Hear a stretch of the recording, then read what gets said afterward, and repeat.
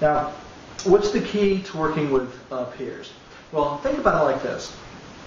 For a worker and for a manager, there's a formula that we can assign that helps to give clarity to the position. Okay? For workers, the formula is K equals P.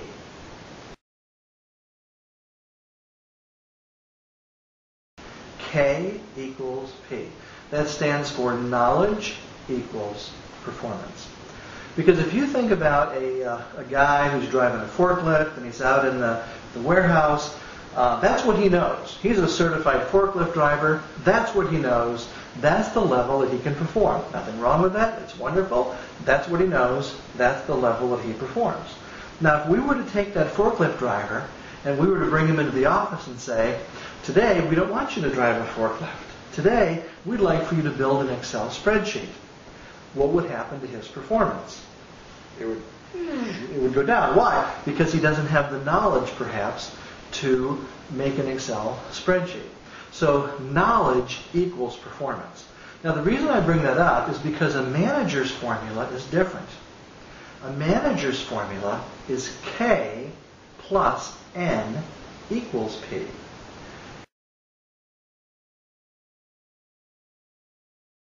K plus N equals P. For a manager, it's not just what you know. It's plus N. N is your network, the network of people that you're involved with.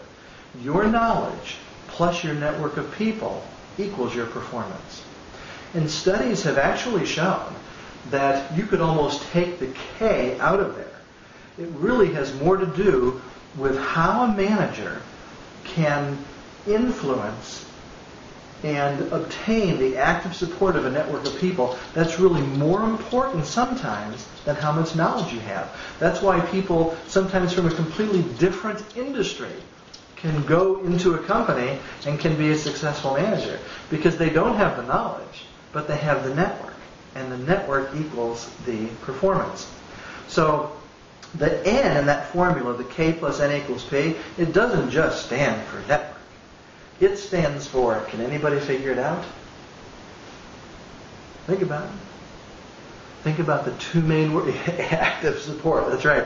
N actually stands for the active support of your network. Because no matter how much knowledge you have, say you're 100 out of 100 on knowledge, but you're only 10% as far as having the active support of the people around you, you're going to be the go-to person when it comes to figuring out any type of a quality about the widget. But when it comes to actually getting something done and being a good manager, that's not going to be you. You need to have the active support of your network. That's what is going to make you really, really successful, and work with your colleagues to have their active support. Because if not, what you face is resistance and cliques, and there's an undertow of tension and a lack of trust and so forth. So you have to work toward getting that active support. Now, how do you do that? I'll mention a few things here in just a few minutes about how. How do you get the active support of your network? But right now I'm just trying to give you this awareness and drive this home to you that this is critical. There is no substitute for it.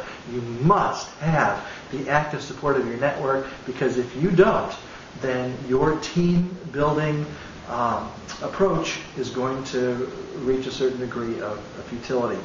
Now, I know I've been doing quite a bit of review just to make sure that this important overview is driving home the key points, because after this session, what are the two words that I do not ever want you to forget when it comes to team building? Active support. Give your active support to others, and make sure that you are aware of whether or not you have the active support of other people on your team. All right, so we're going to talk about more of that later. So just as a review again, you have the boss, find out what's important to them, make it important to you. The peers and your internal and external peers, you're going to make sure that you have their support. We'll talk about that here in just a second. But then we want to go into some detail now about the direct reports. How do you get their active support?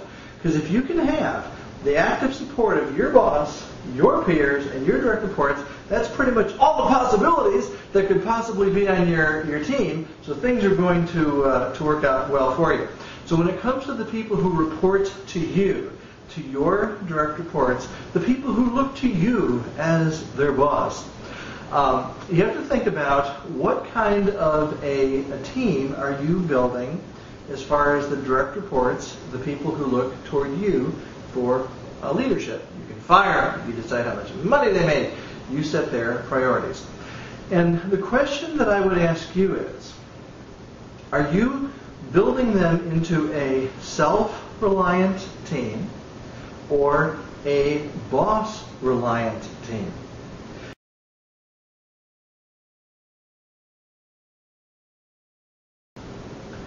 So if you are building them into a team that they constantly have got to come to you for everything, you're not doing them or yourself any favors. There's information that will help you. It's called the Freedom Scale. The Freedom Scale. There's 5 different levels on this, and you should consider what level each of your direct reports are on this Freedom Scale. Now the bottom, level 5, those are people who wait until they're asked. This is somebody who just stands around.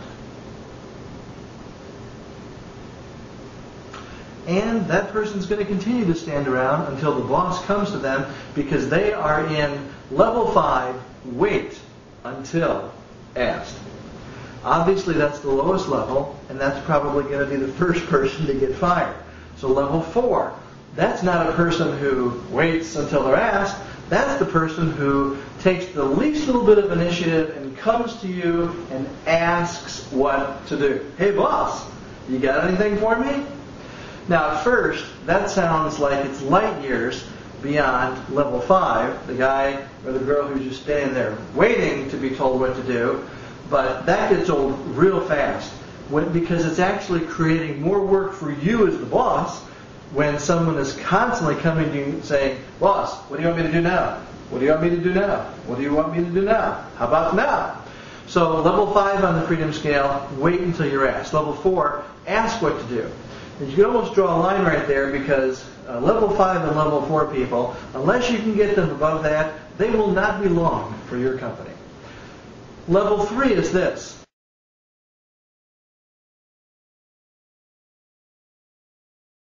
Somebody who actually takes the initiative. They look around, they see a project, they recommend what to do, and they say, boss, there's something over there. Could you give me your approval to take some action on this?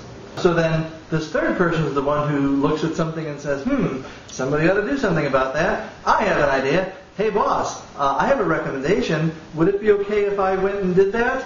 And that's a much better level, a higher level than just asking what to do, or worse yet, waiting to be asked.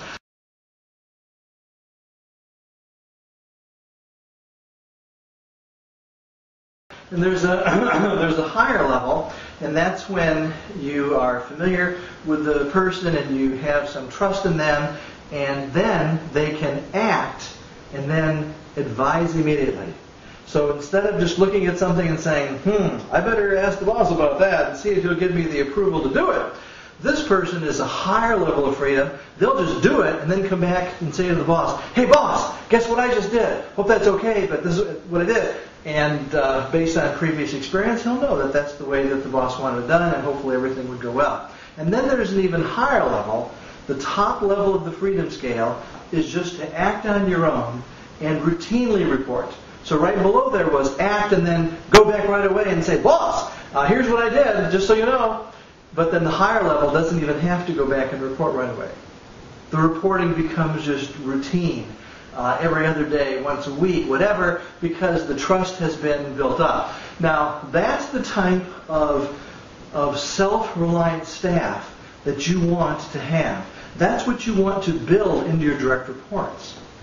So if you're smothering them and you're making them come to you to ask what to do, or you're not encouraging them when they actually try to do something on their own, then you're really cutting off your own nose to spite your face. in order to be a more effective manager and build better teams, you're going to have to give them the encouragement and see the goal of them becoming self-reliant rather than boss-reliant. And if you do that, what happens? Well, you begin to gain their active support because you have trusted them and you've instilled some responsibility and authority in them, because you remember authority and responsibility should be synonymous. So what happens then is, if you don't, if you make them boss-reliant, if somehow your feeling is that in order for your job to be secure, these direct reports have got to be reliant on you, because if you're unnecessary, then the company's going to see that and they're going to get rid of you. Nothing could be further from the truth. The truth is, if you can build a self-reliant team so that you become unnecessary, you will move up in the organization because your unit's running and you can go off and do other things. Then you can go and act and advise with your boss and play a bigger role in the company.